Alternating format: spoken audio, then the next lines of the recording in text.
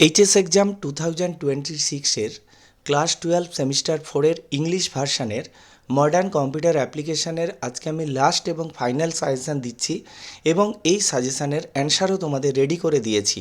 প্রতিটা অ্যান্সার তোমাদেরকে আমি করে দিয়েছি যাতে তোমরা পরীক্ষাতে ভালো করে প্রিপারেশান নিতে পারো।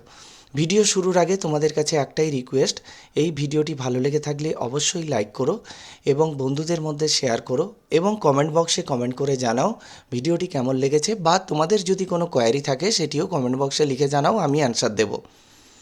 তো প্রথমে আসছি আমি অপারেটিং সিস্টেম থেকে। অপারেটিং সিস্টেমে 2+3+5=10, অর্থাৎ গ্রুপ এ থেকে 2 মার্কস, গ্রুপ বি থেকে 3 মার্কস এবং গ্রুপ সি থেকে 5 নম্বরের প্রশ্ন থাকবে। যে 5 নম্বরের প্রশ্নটা হয় 5 নম্বর থাকবে, নাহলে 2+3 এভাবে থাকবে। প্রথম প্রশ্ন হচ্ছে, what is kernel in operating system? Operating সিস্টেমে কার্নেল হলো central core of an operating system, আর its acts a bridge between the software application and the hardware. Software application এবং হার্ডওয়্যারের মধ্যে একটা ব্রিজ রক্ষা করে, সেটা হচ্ছে কার্নেল। আমি অ্যান্সারটা এখানে দিয়ে দিয়েছি, পুরো অ্যান্সার, তোমরা এটা স্ক্রিনশট নিয়ে নিও। What is system call? Next প্রশ্ন, a system call is programmatic way in which a computer program request a service from the kernel. Kernel থেকে সার্ভিস রিকোয়েস্ট করে এবং it provides an interface between the process and the operating system. Process এবং ওএসের মধ্যে একটা interface provide করে। Next, what is preemptive scheduling? Preemptive scheduling is a CPU scheduling strategy where the operating system can interrupt a currently running process and switch the CPU to another process. Preemptive scheduling এ operating system currently running প্রসেসকে stop করে দিয়ে অন্য প্রসেসে সিপিইউকে switch করাতে পারে, সেটাকে বলা হচ্ছে প্রিএমটিভ শিডিউলিং। নেক্সট আসছি, define deadlock and it's necessary condition. এটা একটা ইম্পর্টেন্ট প্রশ্ন যে ডেডলক কাকে বলে এবং ডেডলকের নেসেসারি যে কন্ডিশান, সেই কন্ডিশানগুলো দিয়ে দিয়েছি। এই পুরো প্রশ্নটা 3 নম্বরের থাকতে পারে বা 5 নম্বরের পুরো দিয়ে দিতে পারে। নেক্সট দেখো, what is fragmentation? Right different types of fragmentation লিখতে বলেছে।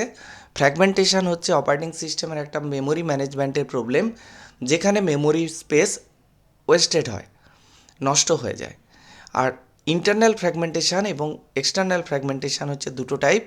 Internal fragmentation occurs when a fixed size memory block assigned to a process in larger than the process itself.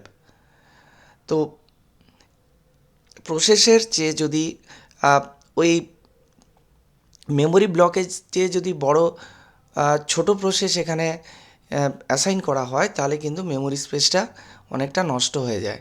R external fragmentation হচ্ছে occur when total free memory is enough to satisfy request but the free space is not contiguous. কিন্তু free স্পেসটা contiguous নয়, সেটাকে বলা হচ্ছে external fragmentation. Define virtual memory. Virtual memory কাকে বলে সেখানে এটা ডিফাইন করে দেওয়া হয়েছে। ভার্চুয়াল মেমোরি হচ্ছে একটা মেমোরি ম্যানেজমেন্ট টেকনিক, যেখানে সেকেন্ডারি মেমোরিকে প্রাইমারি মেমোরির মতো ইউজ করা হয়, এটা লজিক্যালি ইউজ করা হয়, সেটাকে বলা হয় virtual memory. Process state transition, এই প্রশ্নটা খুব ইম্পর্ট্যান্ট, ভার্চুয়াল মেমোরিটাও ইম্পর্ট্যান্ট ছিল।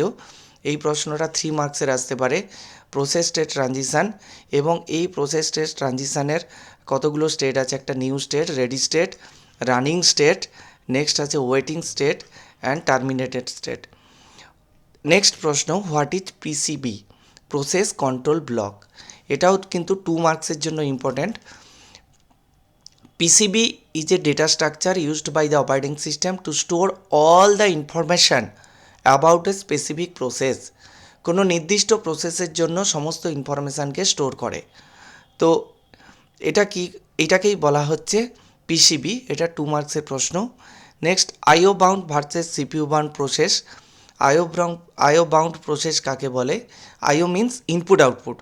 A process that spend more of its time performing input-output operation like reading from disks, waiting for user input or network communication, then it spends performing calculations.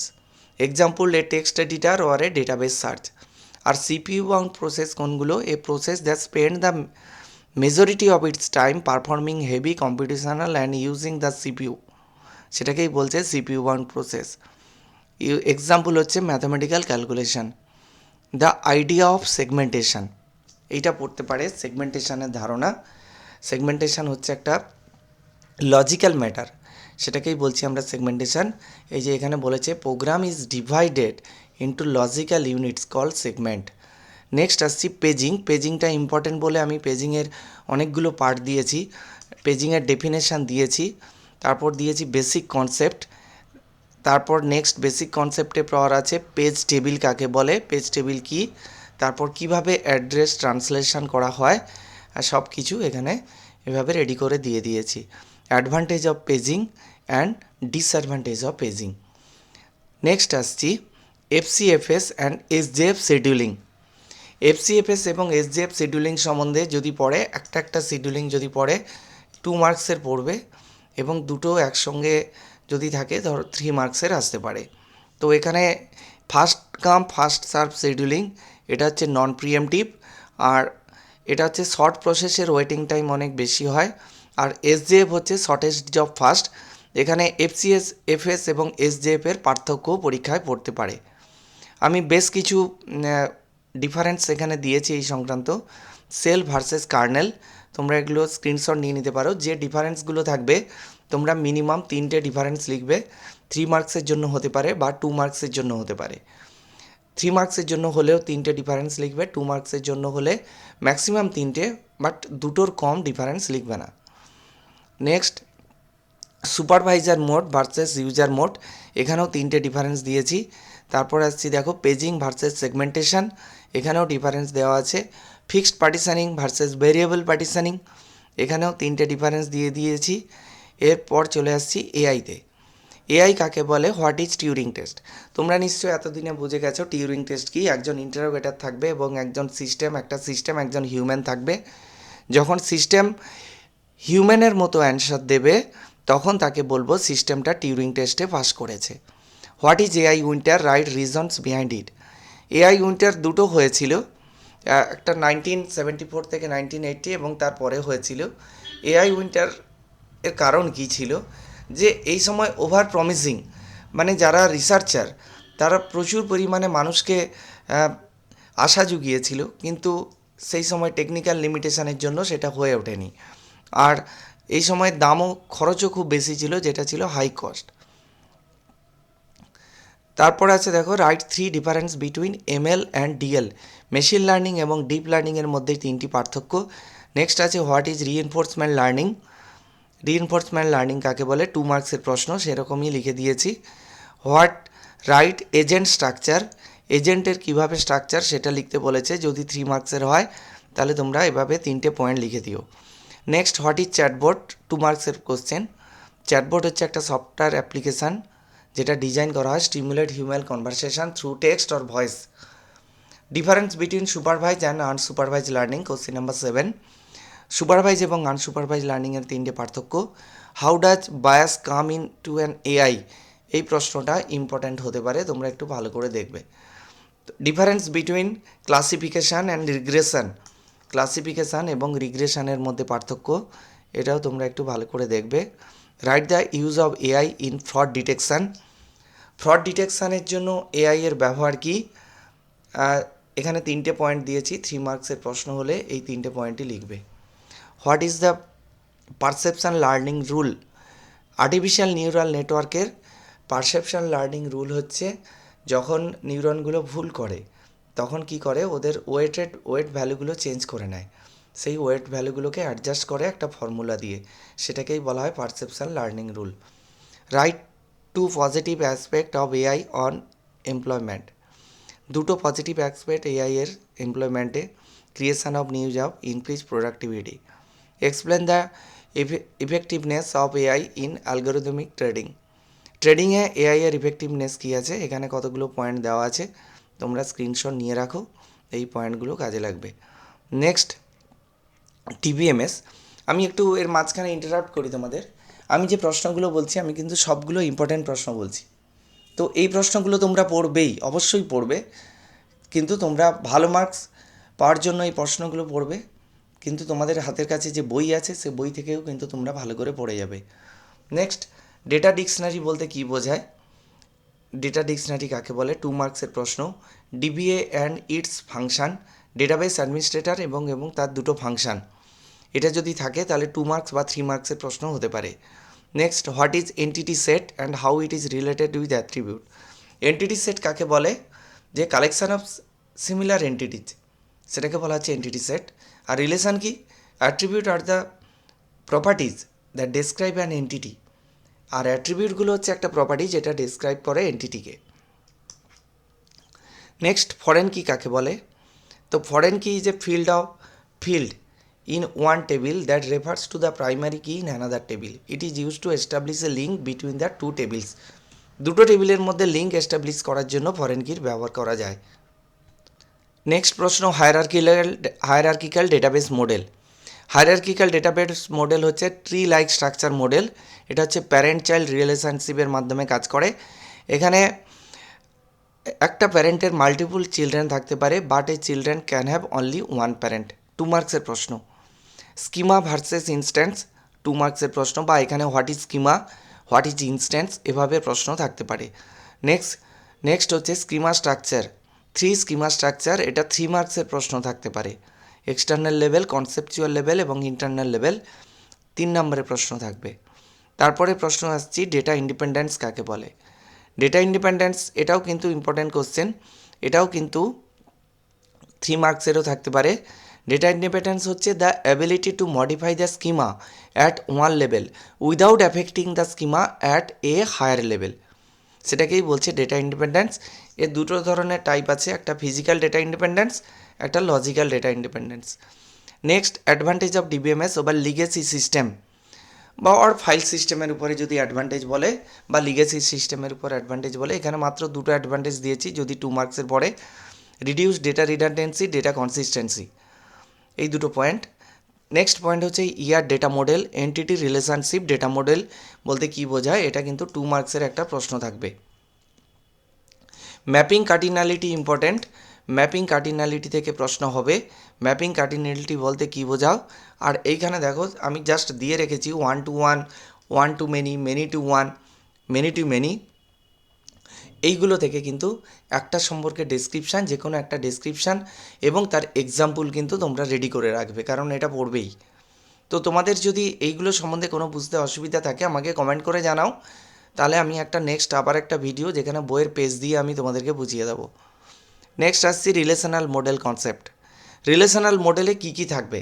যে relational মডেলে ট্যাপল থাকে, attribute থাকে, domain থাকে, এগুলোকেই, এবং relation থাকে।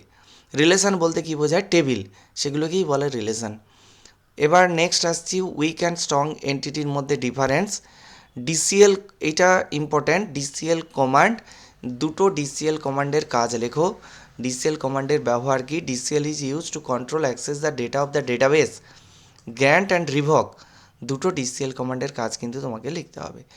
এবার ডিসিএলের সঙ্গে আরও বলি, যেটা আছে ডিডিএল আর ডিএমএল। তোমরা প্রত্যেকটা দুটো করে কমান্ড পড়ে রাখো। আমি নেক্সট এই পার্টেই আমি শেষের দিকে ডিডিএল এবং ডিএমএল দিয়েছি। তারপর আছে দেখো সিলেকশান এবং প্রজেকশান অপারেশান কি। এই সিলেকশান এবং প্রজেকশান অপারেশানটা ইম্পর্ট্যান্ট আছে, তোমরা এক্সাম্পল সমেত এটা বই থেকে রেডি করে নিও। আমি জাস্ট সিলেকশান এবং প্রজেকশান কাকে বলে এখানে লিখে দিয়েছি। Next, referential integrity and foreign কি। রেফারেন্সিয়াল ইন্টিগ্রিটি কাকে বলে? রেফারেন্সিয়াল ইন্টিগ্রিটির সঙ্গে ফরেন কির সম্পর্ক কোথায়, সেই প্রশ্নটা এটাই, যে referential integrity ensure the relationship between tables remain constant. A foreign key enforce this by ensuring that a value in the child table must exist in the parent tables primary key. Next আসছি integrity constants কাকে বলে। Integrity constants are the set of rules used to maintain the quality, accuracy and reliability of information in database. Next দেখো domain constant কাকে বলে। এখানে domain কনস্ট্যান্টসে একটা example দিয়েছি, তোমরা বুঝতে পারবে। An age column might have a constants to only accept integer between 1 to 100। 100-এর বেশি এজ দিলে নেবে না, 1-এর কম বা মাইনাস এজ দিলেও নেবে না, সেটাকেই বলছে ডোমেন কনস্ট্যান্টস। এই ভিউ কিন্তু কম্পিউটার অ্যাপ্লিকেশানে ভিউ ইম্পর্ট্যান্ট। তো ভিউ থেকে তোমাদের অনেকগুলো প্রশ্ন আমি দিয়েছি। হোয়াট ইজ ভিউ, নেক্সট আছে feature and advantage of view, ভিউর ফিচার এবং অ্যাডভান্টেজ কী আছে, ভিউ কাকে বলে। ভিউ হচ্ছে একটা ভার্চুয়াল টেবিল, যেখানে আমরা কি করি, অ্যাকচুয়াল টেবিলটাকে না দেখে আমরা শুধু ডিসপ্লে পারপাসে ইউজ করি, যে স্পেসিফিক ইনফরমেশানগুলো সেগুলোই ডিসপ্লে করি। নেক্সট আসছি এক্সাম্পল, এখানে একটা এক্সাম্পল দেওয়া আছে। নেক্সট ডেটা ইন্টিগ্রিটি কাকে বলে সেটা এবার বলি, যে data integrity refers to the accuracy, completeness and reliability of data through its life cycle. It ensure that data remains unchanged and correct. এই accuracy, completeness and reliability of data is called data integrity. এটুকুই মনে রাখবে এবং পরীক্ষার সময় এই শব্দগুলোই, এই ওয়ার্ডগুলোই লিখবে। The function of two important DDL commands, আমি একটু আগেই ডিসিএল বলেছিলাম, এবার ডিডিএল কমান্ড বলছি। ডিডিএল কমান্ডের দুটো ফাংশন দিয়েছি, ক্রিয়েট এবং অল্টার। আর এবং কিভাবে লিখতে হবে দেখো, সেইভাবে লেখার স্ট্রাকচারটা আমি বলে দিয়েছি। এই কমান্ডটার কাজ লিখতে হবে, তার ফাংশন, কমান্ডটার সম্বন্ধে লিখতে হবে, তার ফাংশনটা কি সেটা লিখতে হবে, একটা এক্সাম্পল দিয়েছি সেটা লিখতে হবে। এবার এক্সাম্পলটার এক লাইনের মধ্যে ডেসক্রিপশান এখানেও দেওয়া আছে। নেক্সট অল্টার কমান্ডেও তাই করে দেওয়া আছে। তো এবার তোমরা কি করবে, আমি জাস্ট ডিডিএল কমান্ড দিয়েছি, ডিসিএল দিলাম, তোমরা জাস্ট ডিএমএলের দুটো কমান্ড কিন্তু তোমরা রেডি করবে। তো এই ছিল আজকের সাজেশান। তোমরা এই সাজেশানটা ভালো করে দেখবে, পড়বে, এবং আমার অনেক শুভকামনা থাকলো তোমাদের পরীক্ষার জন্য। তোমরা আশা করি খুব ভালো রেজাল্ট করবে। Thank you.